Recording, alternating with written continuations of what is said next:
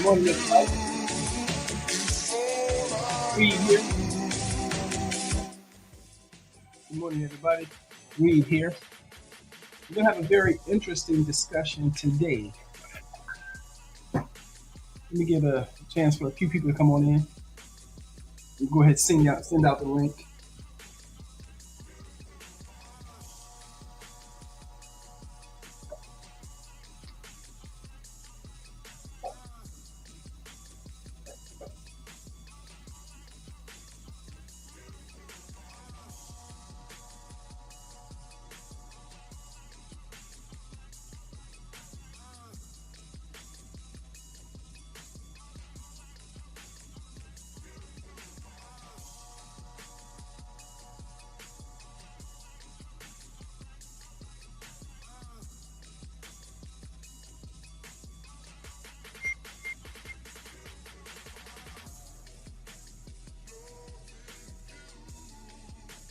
It's all I do.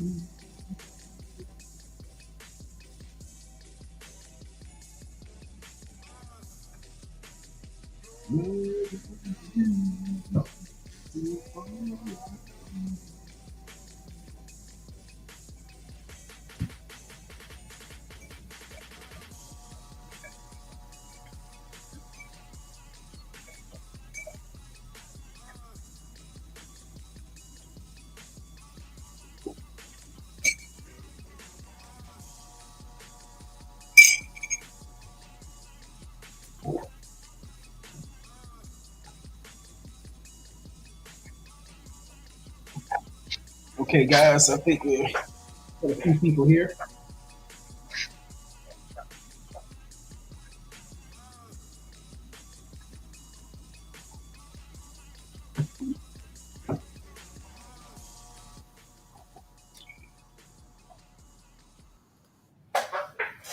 Okay.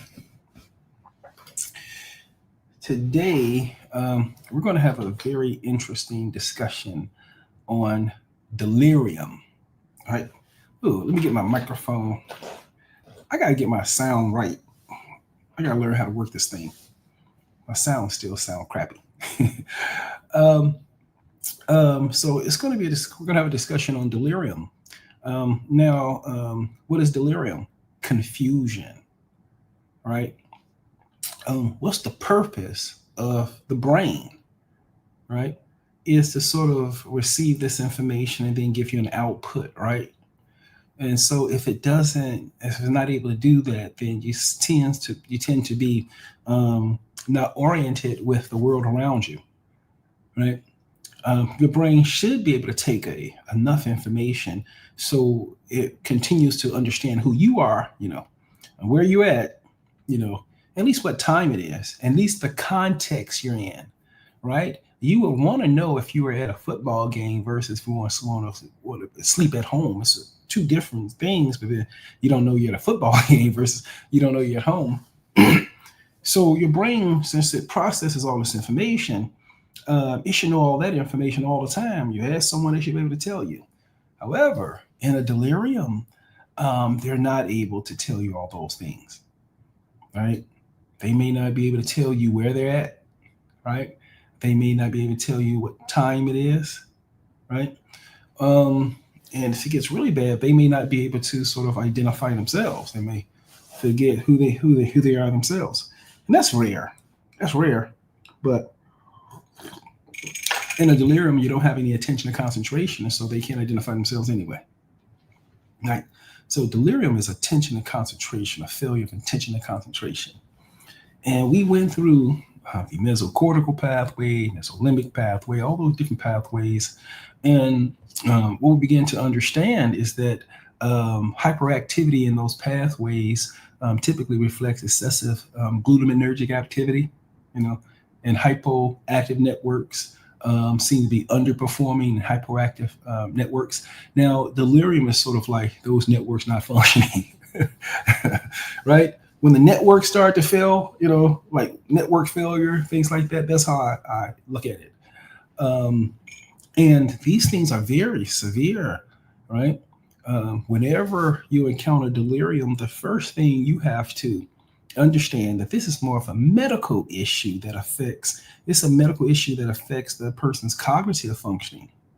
And you have to actually identify what that is, right? So when you take that history, you find a person who's confused, then you have to find, hey, what medical problem caused the confusion, right? And you have to look for it and see. And this is can be complicated at times because the patient won't be able to participate in the process. They won't be able to tell you anything. Um, Sometimes with these deliriums, they can make people, just like the networks, they can make people very hyperactive. I guess when the networks are hyperactive, that's the hyperactive delirium, when things fall apart, when everything is overly excited. And then you have hypoactive deliriums, like the deliriums. It seems to be like when the networks are more hypoactive, then they can fail in that direction, which results in more like a hypoactive delirium. And guess what? During the day, they can bounce back and forth during the deliriums, right? One moment, it's sort of like a periodicity, could be, you know, one time, the family brings the patient in because they're confused. Um, and then when you see them, they may be more organized, right? Maybe more organized. And then later that night in the evening, here it comes again, something we call sundowning, where they may become more confused in the evening, particularly if they're outside of their environments. Good to see you, Ikra. How's it going, buddy?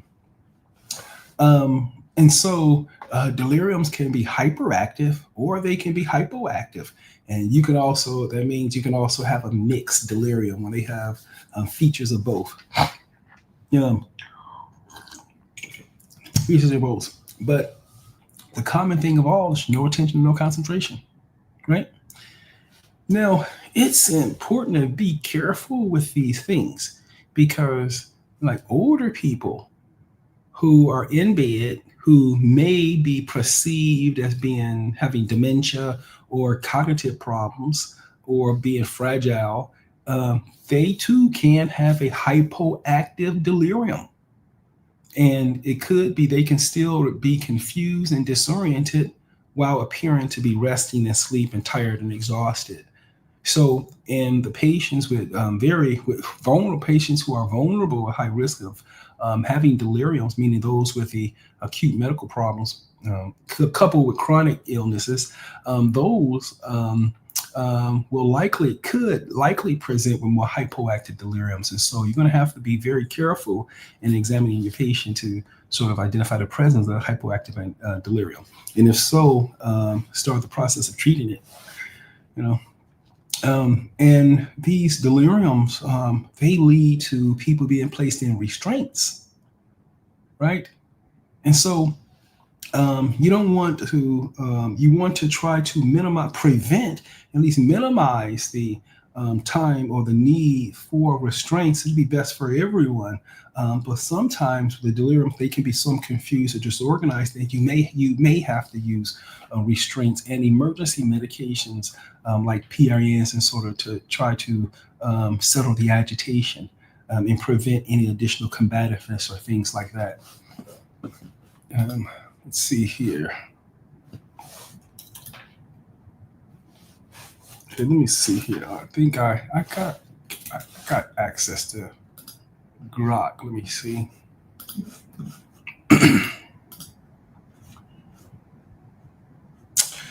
So here, okay. Explain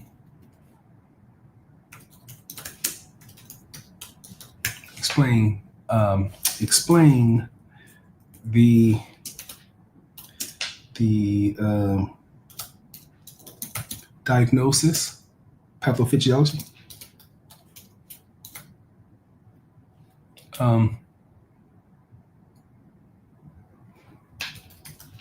Let's say pathophysiology of a neuron. Okay. Explain the diagnosis, pathophysiology, and treatment.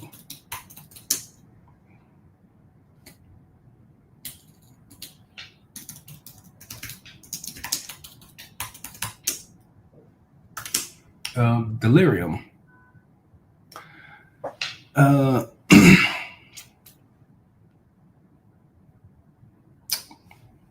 I wonder if delirium is enough. Okay, let me see. Okay. I wonder if I should put the procedure code during. Okay, let me see how it does.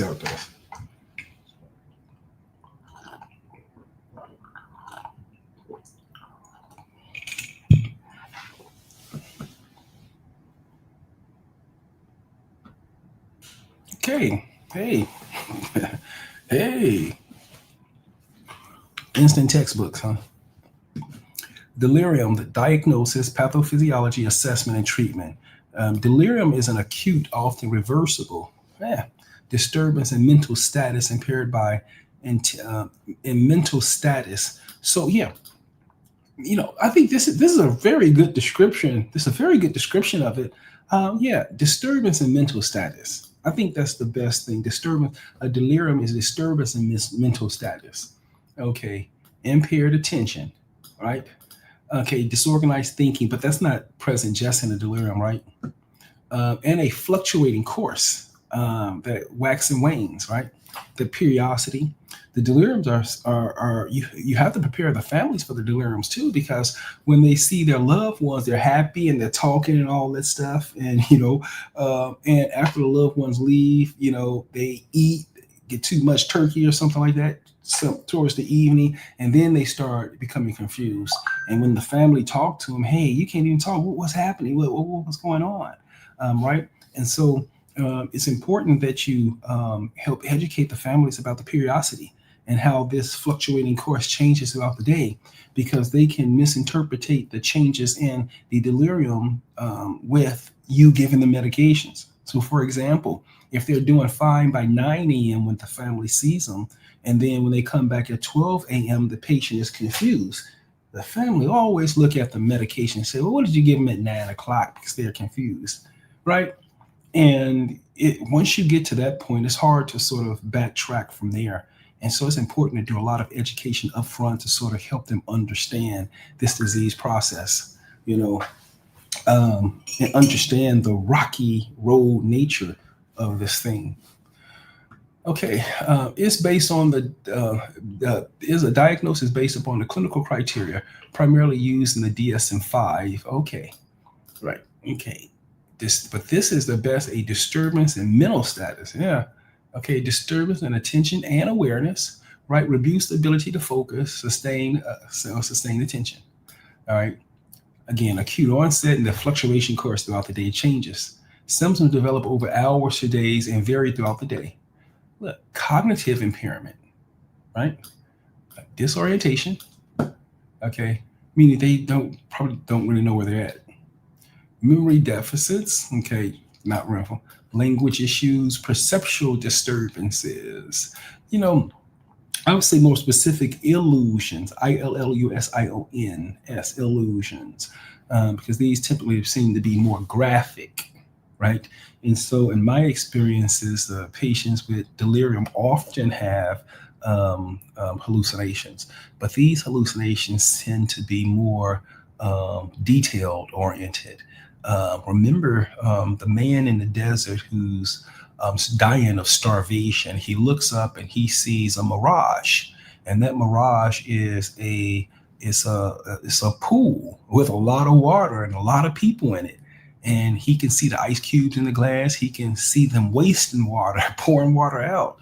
He can hear everything, and he sees that mirage and he believes it's real.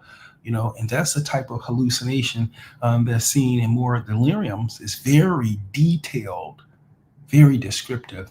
Whereas the one seen like schizophrenia seems to be very difficult. It was a ghost behind me. They're around the corner. But what did it look like? It looked like it's very difficult in the schizophrenia for them to describe those hallucinations. So in more of the deliriums, I think there's more illusions more than hallucinations. So I would probably update this one. Underlying cause. The evidence that the underlying cause, evidence that the disturbance is due to a medical condition, a substance intoxication, withdrawal, or multiple etiologies. First, look for that medical condition. Okay, yeah, you can't explain about another factor. Okay, now you see me doing this. I do this every time. right? Um, this confusion assessment method is a very effective scale to track the degree of confusion, and it's very important to see this to do it as soon as you see the patient, right? And then just follow the patient every day with this cam until discharge. And hopefully at discharge, you can sort of demonstrate um, the symptom reduction in this, because you really want to follow the symptoms really well to their resolution, because you don't want to undertreat the patient. You want to stop their process from fluctuating. So this confusion assessment method is a very good choice of a skill, of a tool to use, of a tool to use. Okay, great. Next, pathophysiology. Delirium results from a complex interplay of factors disrupting normal brain function.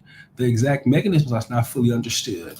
But look, neurotransmitter imbalance, right? Remember, we talked about the importance of on those networks you have, remember the two major ones, major excitatory glutamate and major inhibitory GABA. So of course you're going to have those two controls on the network, right? The major excitatory component and the major inhibitory component.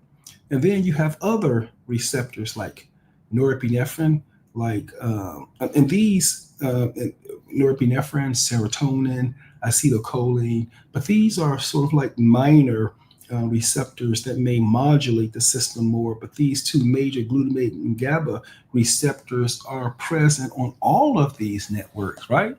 So overexcitation is going to be a product of malfunction. When those networks bounce up and back and forth, it becomes overexcited, and then the underactive. I think it's just the instability in those networks, right? But the overexcitation is glutamate, and I believe this is the process that can drive these networks out of balance, these neurotransmitters out of balance. Look, yeah, see, dopamine excess may contribute to agitation and a psychosis-like syndrome. Dopamine, so let's say methamphetamines targets the mesocortical pathway. It increases it causes a significant decrease in the amount of presynaptic dopamine. That rush of presynaptic dopamine out of the presynaptic cell also result in activation of those glutamate receptors on that postsynaptic cell and some on the presynaptic cell, right? So the rush of dopamine activates glutamate, and glutamate turns things on, right? And that's what it is. The methamphetamine causes the rush of dopamine, and now things go on, and you ride until the wheels fall off.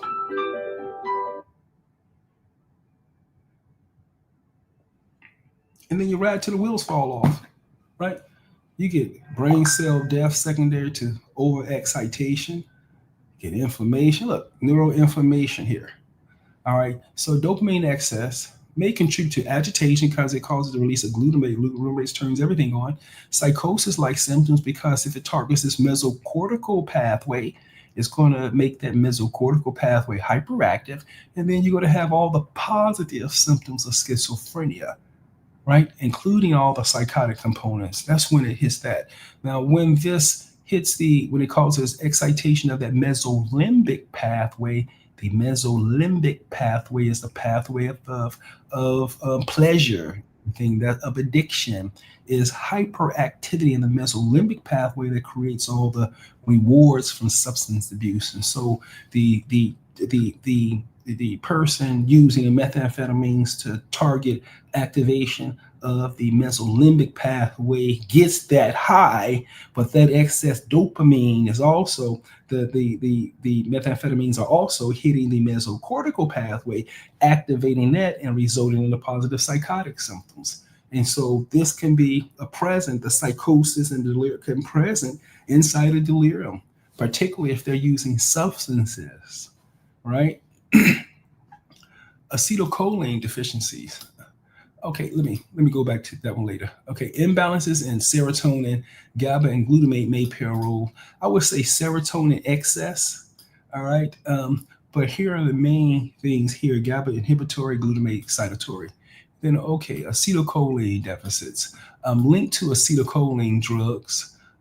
Um, Acetylcholine deficit leaks to anticholinergic drugs.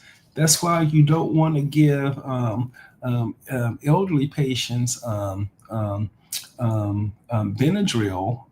because it may make them tired and fatigued and it make them fall, right? And so these anticholinergic medications may also cause high risk of delirium. Maybe that's the next common factor that results in a fall. Look, hypoxia. We went through anoxic brain injury, how death of the tissue results in widespread damage, widespread permeability, increased permeability of the blood-brain barrier, right?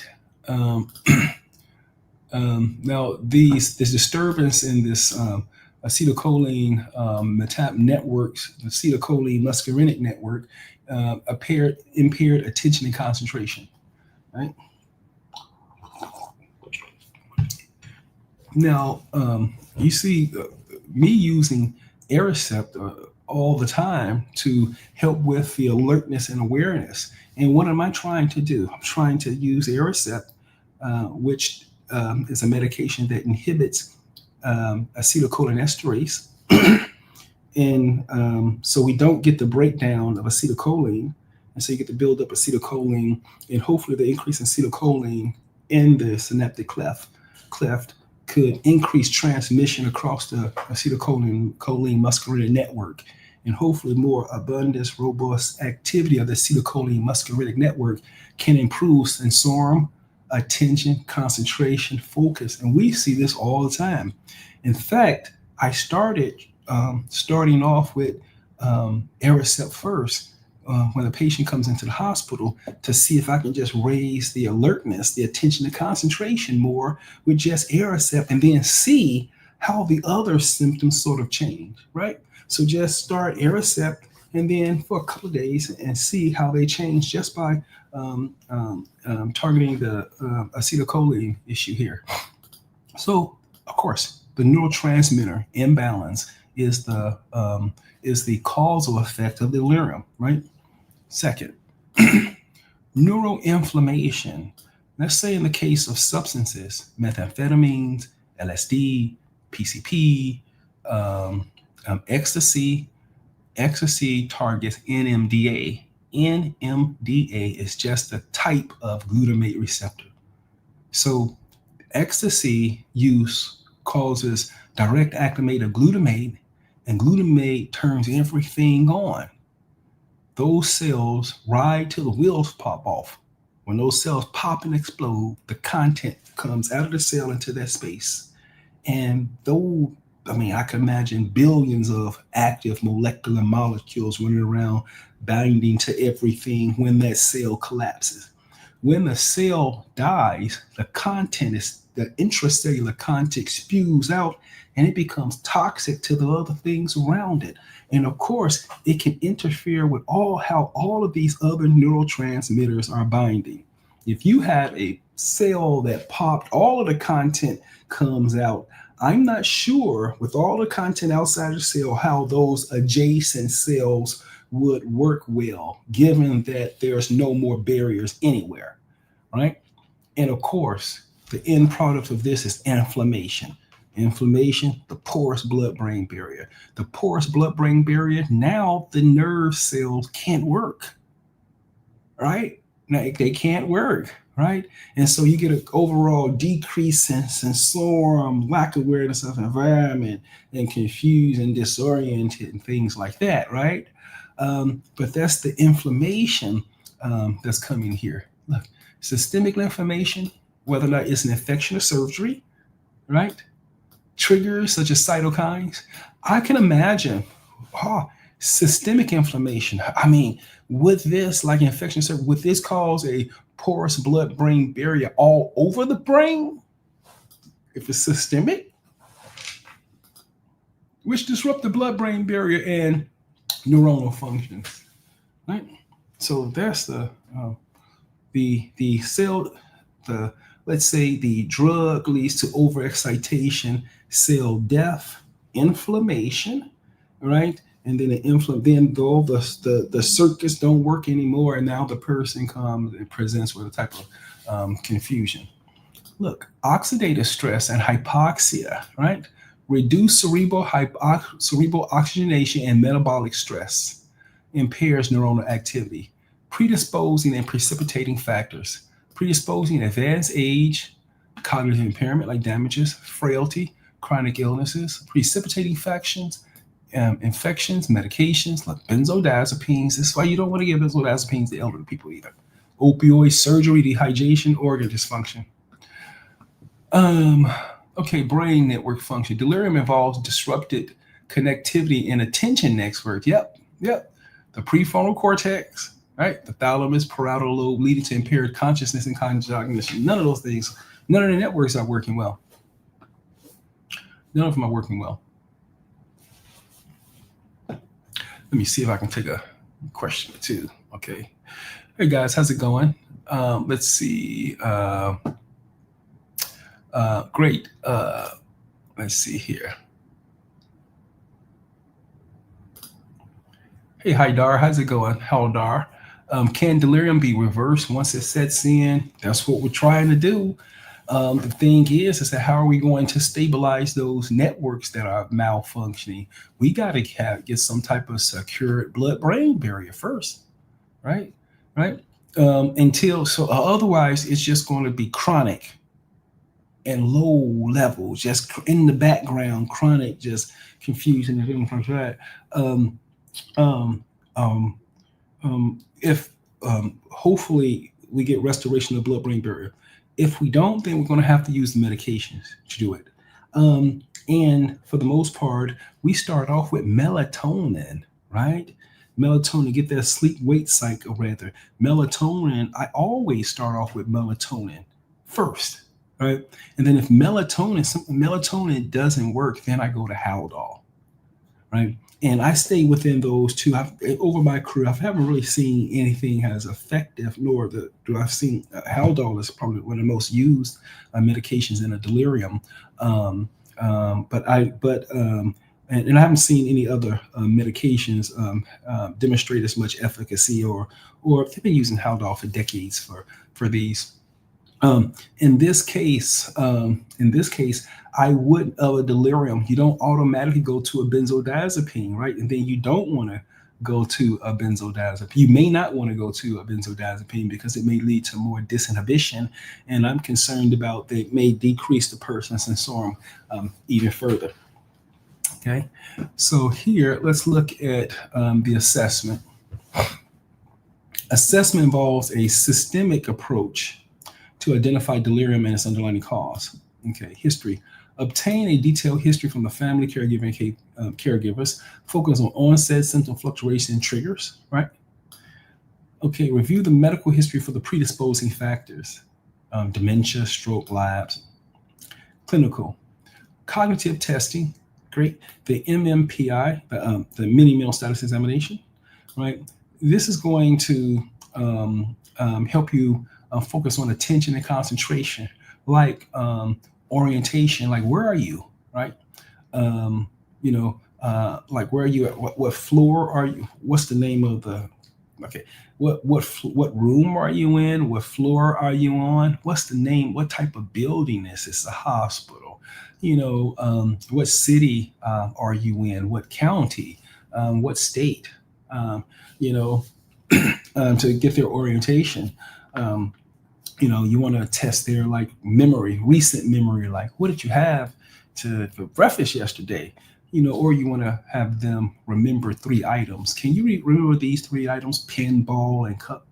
And then just ask them 5 minutes later to see if they can remember 3 simple items: pen, ball, and cup. So that's the mini mental status examination. So the attention and concentration section on a mini mental status examination is the section where you can use to identify the delirium. The CAM, again, I use this every day. It's a validating tool for delirium in general ICU setting. Every day, I screen in all my patients, and I'm picking up subclinical deliriums all the time. I mean, like 20% of the patients that I come in, particularly the ones who are having difficulty with compliance with medications, disruption at home, things like that at home, non-compliant with medications. On the CAM, when I do it on every patient, and sometimes it shows just slight but significant elevations. And it's a significant elevation, so I can't ignore it. So I typically develop a treatment plan specifically for delirium in patients who have bipolar, substance abuse, and psychosis, particularly if they just recently had any type of substance use. Okay, neuro exam, focal deficit tremor or myoclonus. Okay, physical exam. Okay, infection, dehydration, hypoxia, organ dysfunction. Okay, evaluate sensory impairments, vision, hearing, and loss. The workup, okay, CBC, electro labs, CT scan of the head, and you may want to get an EEG or lumbar. If you suspect infection, then you may have to get a lumbar puncture. Okay. Look, collateral history, confirm baseline cognitive function and recent changes in the family and caretaker, and use that opportunity to sort of help explain to them what's going on here. Let me see if I have another question here. Let's see here. Hey, iHash, how's it going, buddy? What role do medications play in managing delirium? I mean, this is the only thing you have. Just start melatonin first at 9. I usually go 9 milligrams at bedtime, and then give it a couple of days, and then I'll see about starting Haldol. If they're in restraints, then I'll start melatonin with Haldol, just to try to get the process started, try to stabilize the process. Hey, Ikra, how's it going, buddy? Hey, Maria, how's it going?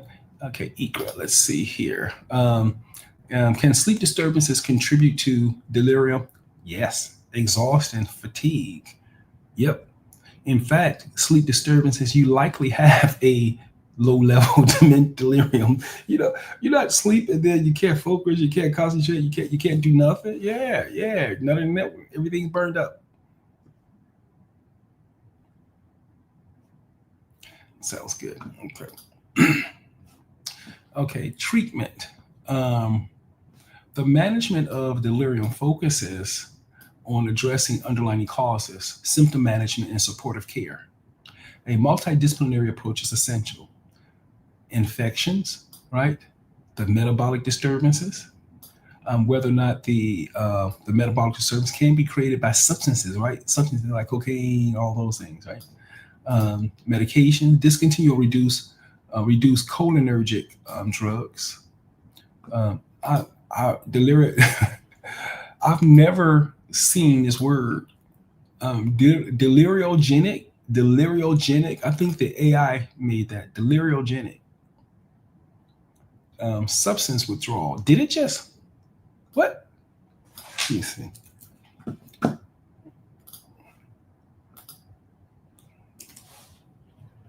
First time I heard it. Okay. Deliriogenic. Is that a new category or something like that? Deliriogenic medication prescribing and delirium in hospitalized non-critically ill older patients. Yeah, my population, right? Describe the incidence of delirium and associated outcomes among hospitalized critically ill old people. Okay. The designs, retrospective chart review. Okay, conclusion. This review describes the incidence of delirium for non-critically ill older patients who were prescribed at least one deliriogenic medications. All of the deliriogenic agents, what? Okay, yeah, let me move on. Deliriogenic, okay. Substance withdrawal. Okay. Let me show you one of the reasons why things like cocaine, methamphetamines, ecstasy, and things like that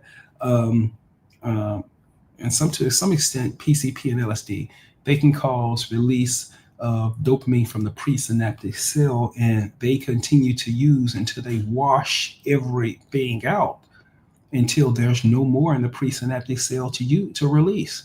Use to the point where there's no more in the presynaptic cell to release. That automatically creates a dopamine deficient state, because once the dopamine runs out on the presynaptic cell, then there's no way to stimulate the postsynaptic receptor. And so the entire network poops out and becomes hypoactive. And that huge shift in the activity of those receptors, because the neurotransmitters are all gone. That's something that creates a significant neurotransmitter imbalance. And that's the process that's likely to precipitate in the withdrawal phase. That's the process that's likely to precipitate a delirium.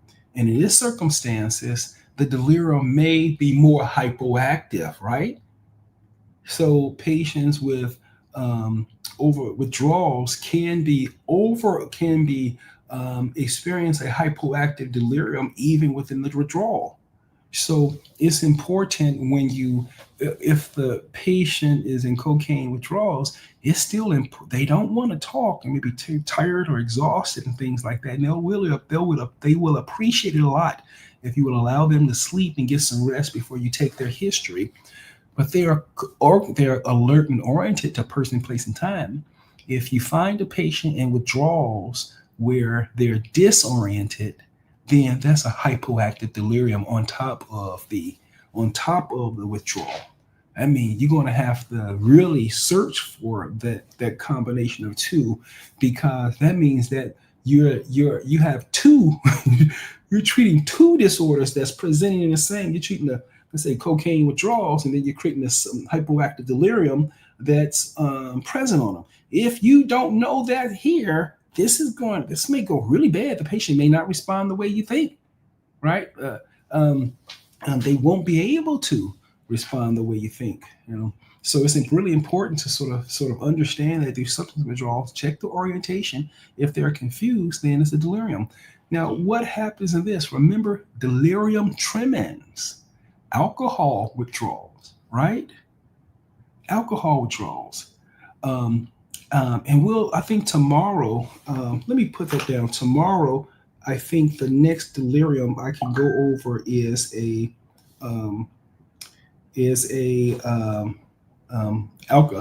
delirium tremens. Let me just make a note.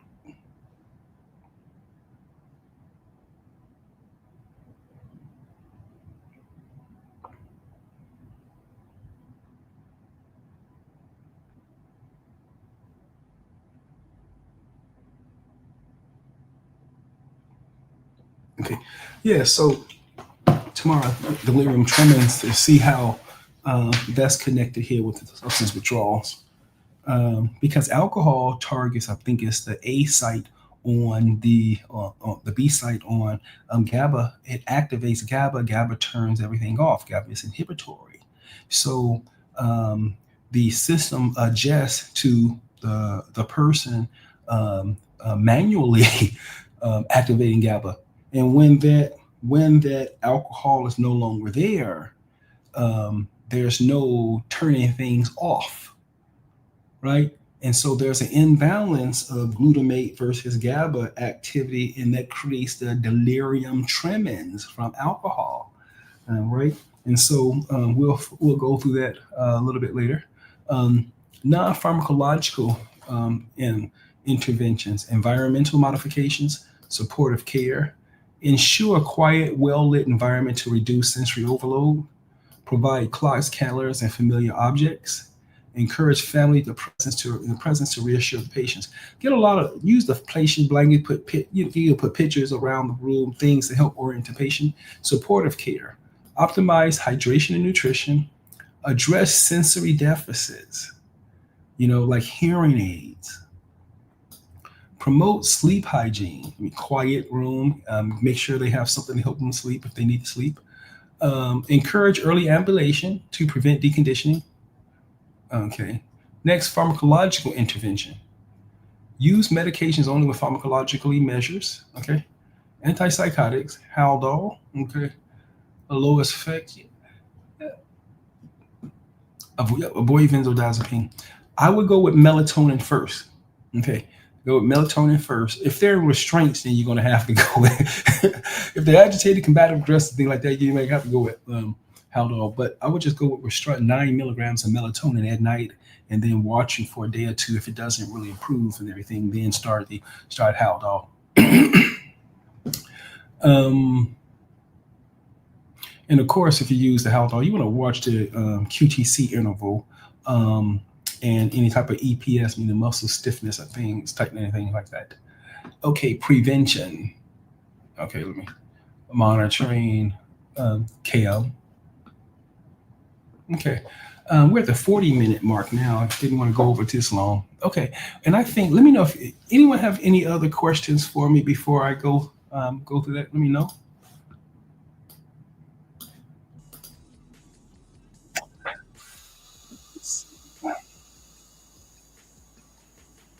You guys, how's it going? What? All right, I think I'll call it a day for today. 41 minutes. It was a pleasure speaking to you all. Meet out. Take care, guys.